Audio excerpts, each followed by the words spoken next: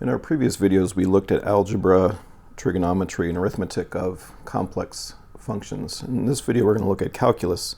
We're going to see how things are very similar, but also subtly and importantly different from what we learned for real variables. And this is going to lead to the all-important Cauchy-Riemann equations, as we'll see. So let's go all the way back to the very first lecture in calculus, the definition of the derivative, but now for complex functions. So df dz, we denote that by f prime of z, just like we would for a real variable, and that's the limit as delta z goes to 0 of f of z plus delta z minus f of z over delta z. So that's rise over run, that's the slope, local slope at a point of a function. So the definition for complex functions is the same as it is for real functions, and so that's good news, because all of the derivatives that we've learned for real functions carry over. So for example, trig functions, d dx of sine x is cosine x, therefore d dz of sine z is cosine z. And so those all carry over, that's great. Product rule, quotient rule, chain rule, L'Hopital's rule, those all carry over unchanged. But there is a very subtle difference in how this is applied to complex functions as compared to real functions. And that subtle difference is actually going to lead to the primary application of complex variable theory in the context of science and engineering applications. So once again, let's think about that very first calculus class, and we've all forgotten it, and it didn't seem all that important or necessary at the time. But let me remind you of what the basis for differentiability is for a real function. So if we have a real function f of x, in other words, the imaginary part of z is 0, so we just have a real function. Differentiability, which is the key characteristic that we need in order to apply calculus to real functions, differentiability of that function f of x at a particular point requires that the limit in the definition exists and that it is finite. Finite just means it doesn't blow up. What does it mean for it to exist?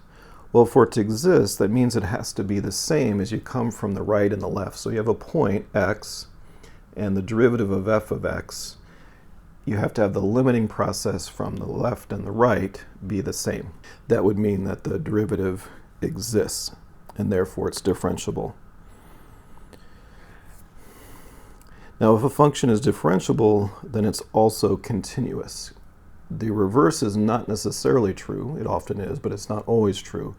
But if it is differentiable, it's also continuous. And continuity of functions simply means that I can put my pencil down, draw the function without lifting up my pencil. It's nice and smooth. Now for a complex function, things are slightly different. So now we have a complex function f of z. You'll see some similarities, but a very subtle difference. We need to extend this idea of differentiability to now what we call analyticity. So they're related, but we give it a different name because it's a slightly different requirement. So we're going to, in a sense, upgrade differentiability of real functions to analyticity of complex functions.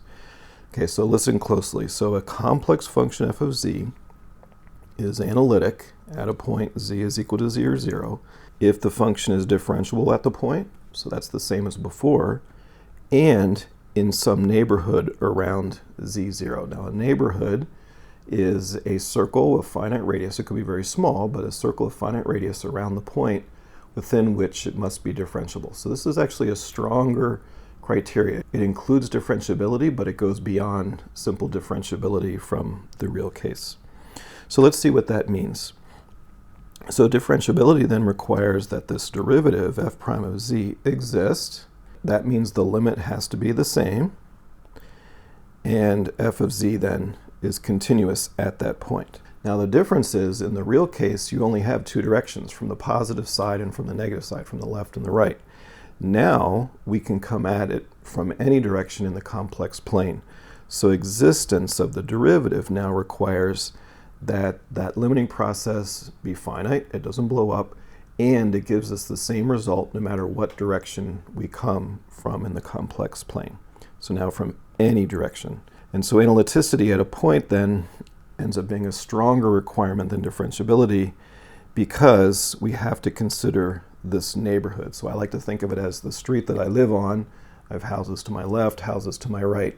So in a real function sense, that's all I care about is my neighbor to the right, my neighbor to the left. Take the limit as they approach me. What is the slope? but a neighborhood includes the houses in front of me across the street as well as the houses behind me. And so I have to consider the whole neighborhood. So several remarks here. So for a function f of z to be analytic in a region, that means it's analytic at every point within that region. We say that the function is an entire function if it is analytic for the entire finite complex plane. Singular points are points where the function is not analytic. We'll talk about those later and their implications. And Gorsat's theorem says that if f of z is analytic at a point, then f prime of z is then continuous at that same point. Now again, the reverse is not necessarily true. Now again, this seems like a very, very subtle difference between differentiability of real functions and analyticity of complex functions. So it seems very subtle, and we would hope as engineers and scientists that it maybe isn't very consequential, but it turns out that it is. And again, this leads to our primary application of complex variable theory. So even though it's a very subtle difference, seems kind of esoteric, it's very, very important. So you might be thinking, hey, we're engineers. This is why we became engineers and scientists, because all this mathematical gobbledygook about differentiability and so forth, we didn't seem to care. We talked about the first day calculus class, and it never really came up after that. So why do we care about analyticity? Is it really that essential? Is it that important? It sure seems attractive to just stick our head in the snow and avoid this. However, I would advise you not to, because it may come back to bite you. So let's come back to this definition of the derivative of a complex function, and let's think about what it means for that function to be analytic. So we have w as f of z, and we want to determine what has to be true for it to be analytic. All right, so here's our definition like it was before. And I'm just going to add this kind of shorthand notation for the limit. So limit as delta z goes to 0, and this numerator f of z plus delta z minus f of z, I'm just going to denote that as delta w. So that's, again, rise over run, run being the delta z. So change in the dependent variable versus change in the independent variable as the limit of the distance between those goes to 0. Now we want to check whether this exists and is unique. So unique means single valued in the limit from any direction, and that's going to be our goal. Let me first just look at a very simple example and illustrate how this works, and then we'll look at this in a more general way to see what's the general requirement for a function to be analytic. So let's take one of the simplest functions you could imagine. So f of z, or w, is just the complex conjugate of z, so x minus iy. And let's just ask the simple question, is the complex conjugate of z analytic? Well, we have our delta w over delta z. We'll take the limit in a moment, but delta w over delta z. So w is x minus iy, so delta w is delta x minus I delta y. And then delta z is delta x plus I delta y. Always remember, z is our generic variable. It's x plus I y. And then w is going to be u plus I v. So it's just another generic complex variable. W is u plus iv. So in this case, u is x and v is minus y. All right, so we have delta w over delta z. Now let's think about what would happen if we took the limit as delta x went to 0 along the x-axis. So I'm going to come in from the positive side towards 0. And I want to determine what is this limit, this delta w over delta z, and the limit as delta z goes to 0.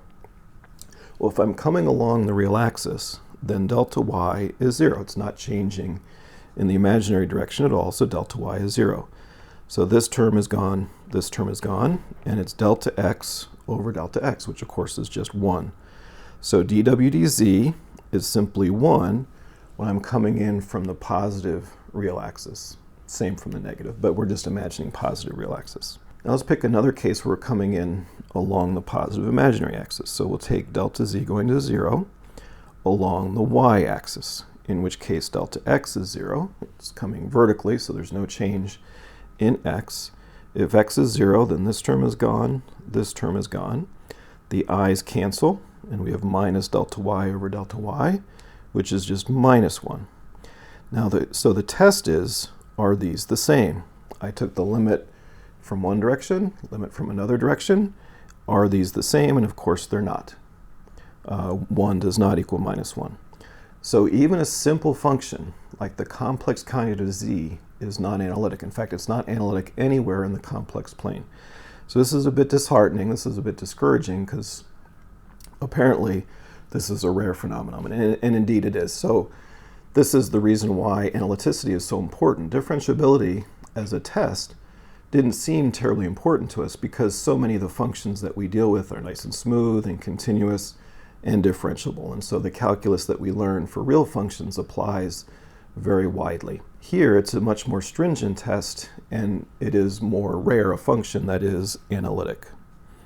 So let's return to the general case. I want to determine a general criteria, a general test for whether a function is analytic. I don't have to take these limits every time and do this from scratch. So let's take a generic function. W is u plus iv. So again, z is x plus iy, and w is u plus iv.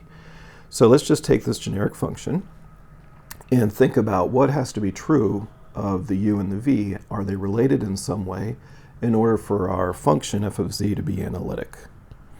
All right, so let's write down dw dz. So limit as delta z goes to 0 of delta w over delta z. And now delta w is delta u plus I delta v. W is u plus iv. So delta w is delta u plus I delta v. Delta z, z is x plus iy. So delta z is delta x plus I delta y. I'm actually going to take those same two paths along the x-axis and along the y-axis. Now you might think, wait a second, you said any direction, and that's right. But I'm just going to pick two, and I'm going to see what has to be true for those two. It turns out the same requirements hold for any directions. But we're going to take the two easiest directions. So let's take path 1, which is along the x-axis. So delta z goes to 0 along the x-axis. Again, delta y therefore is 0. So delta y is 0 in the denominator. So we have delta u plus I delta v over delta x. So that's delta u over delta x plus I times delta v over delta x. Now in the limit, as delta z, or in this case delta x, goes to 0, this becomes the partial derivative of u with respect to x. That's the definition of the derivative. This becomes partial v partial x, again from the definition of the derivative.